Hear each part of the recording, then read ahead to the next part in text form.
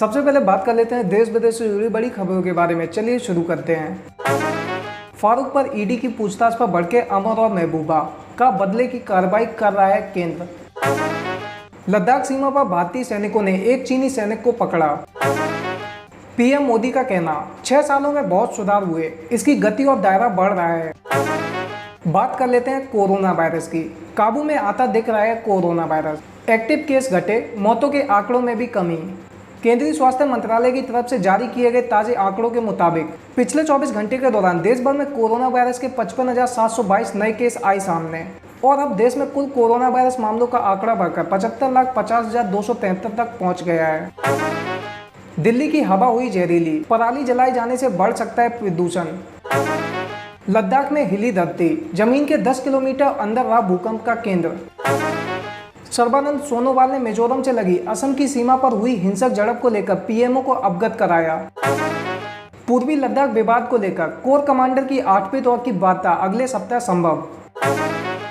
हिंसक झड़प के बाद असम मिजोरम सीमा पर तनाव, कई लोग घायल।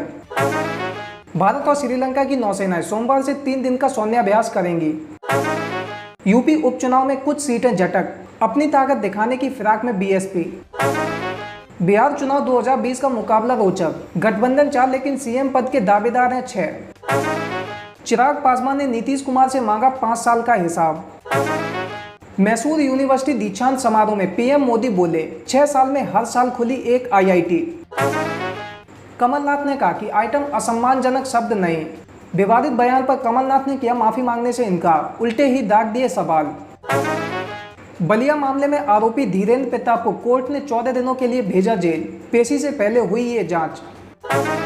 सिंधिया की रैली में आए किसान की हुई मौत, कांग्रेस ने कहा फिर भी चलता रहा भाषण।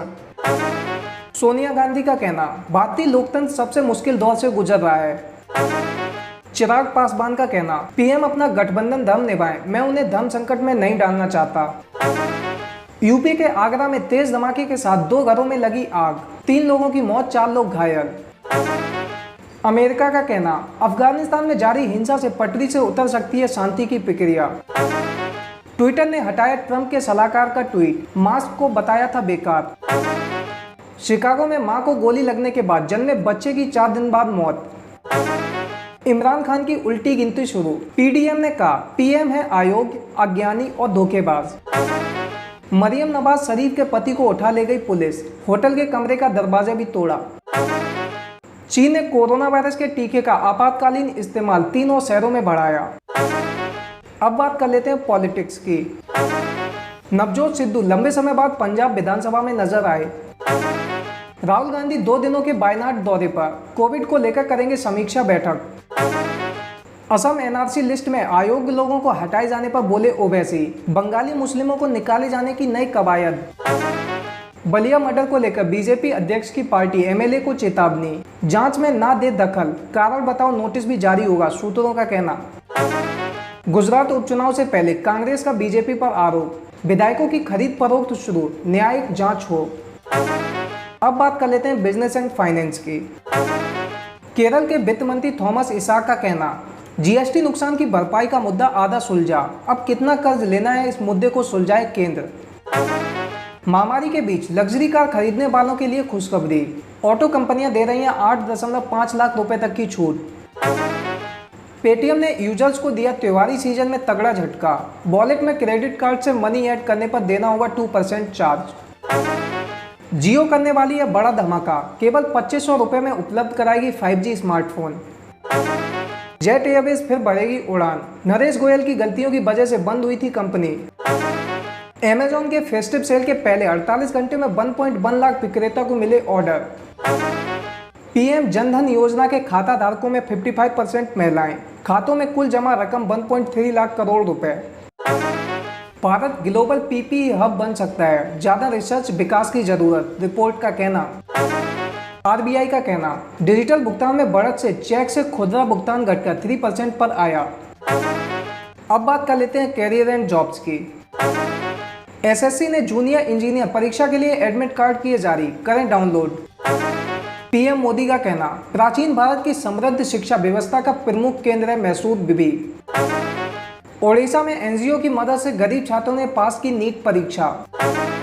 राजस्थान के स्वास्थ्य विभाग में नौकरी का मौका। सीएचओ के 1500 अतिरिक्त पदों पर भर्ती को मंजूरी। देश के पहले फुल वर्चुअल होम स्कूल का उत्तराखंड के मुख्यमंत्री रावत ने किया उद्घाटन। अब बात कर लेते हैं सिनेमा की। कुमकुम भाग्य एक्ट्रेस जरीना रोशन खान का हार्ट अटैक से निधन, को स्टार्स ने जताया दुख। आमिर खान की पसली में लगी चोट, मगर लाल सिंह चड्ढा की शूटिंग रखी जारी। डीडीएलजे के 25 साल पूरे होने पर विदेश में भी जश्न, लंदन में लगेंगे शाहरुख खान और काजोल के स्टैचू। रणवीर सिंह और रोहित शेट्टी की नई फिल्म सर्कस की अनाउंसमेंट। जेनेलिया डिसूजा ने शेयर किया कोविड से लड़ाई का अपना एक्सपीरियंस। अब बात कर लेते हैं स्पोर्ट्स की। पाकिस्तानी तेज गेंदबाज उमर गुल ने सभी प्रारूपों से लिया संन्यास, आखिरी मैच में नम हुई आंखें। मोहन बागान को लंबे इंतजार के बाद मिली I league trophy. Mumbai city FC ने इंग्लैंड के स्ट्राइकर एडम ली को टीम से जोड़ा। स्पेनिश लीग में कमजोर विरोधियों से हारे बार्सिलोना और रियल मैड्रिड। पूर्व पाकिस्तानी खिलाड़ी वकार ने चेताया, खिलाड़ियों के लिए सुरक्षित नहीं है बायो बबल।